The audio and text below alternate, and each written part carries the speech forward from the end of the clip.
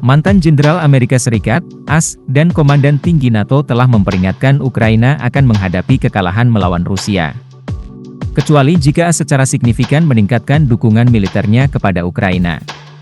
Philip Breedlove, yang memimpin operasi NATO di Eropa dari tahun 2013 hingga 2016, berpendapat bahwa Ukraina berisiko kalah perang kecuali Amerika Serikat memikirkan kembali panduannya untuk penggunaan rudal.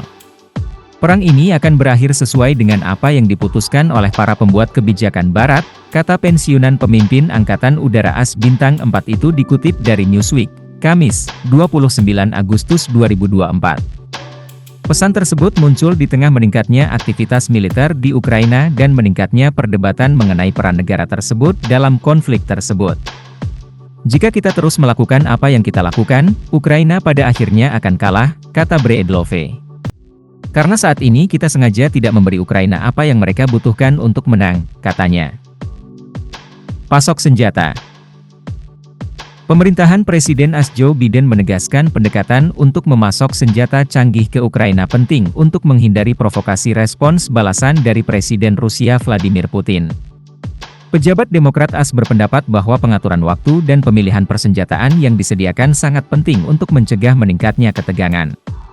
Beberapa analis sependapat, yang menunjukkan bahwa serangan Ukraina dengan rudal balistik jarak jauh AS dapat dianggap oleh Putin sebagai serangan langsung Amerika. Sementara para anggota Parlemen Republik, analis keamanan, dan diplomat telah lama sepakat dengan jenderal bahwa pembatasan ini harus dilonggarkan.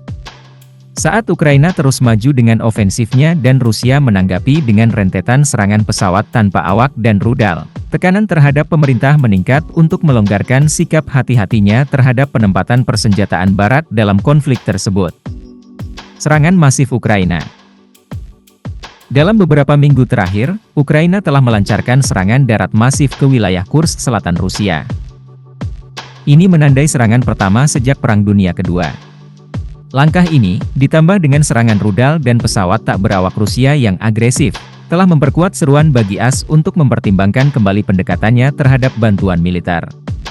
Presiden Ukraina Volodymyr Zelensky mengungkapkan rasa terima kasih yang mendalam atas dukungan AS sekaligus menyuarakan rasa frustrasi atas perlunya lebih banyak senjata dan amunisi bagi para tentaranya. Dalam beberapa minggu terakhir, ia telah mengintensifkan seruannya dengan menyatakan bahwa Ukraina harus diizinkan menggunakan setiap senjata yang tersedia untuk berperang.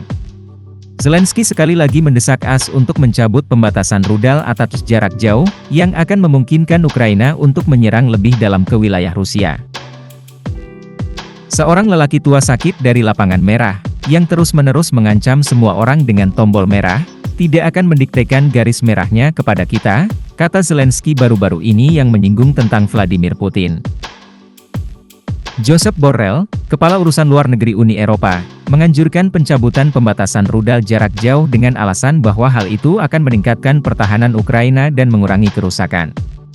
Mencabut pembatasan semacam itu akan memperkuat pertahanan diri Ukraina, menyelamatkan nyawa, dan mengurangi kerusakan di Ukraina, tulisnya pada hari Senin di X, sebelumnya dikenal sebagai Twitter, setelah Rusia meluncurkan lebih dari 200 rudal dan pesawat nirawak ke Ukraina. Keesokan harinya, Rusia meluncurkan 91 rudal lagi. Miliaran dolar bantuan militer AS sekali lagi mengalir ke Ukraina dan Presiden Zelensky telah menanggapi dengan memperluas wajib militer.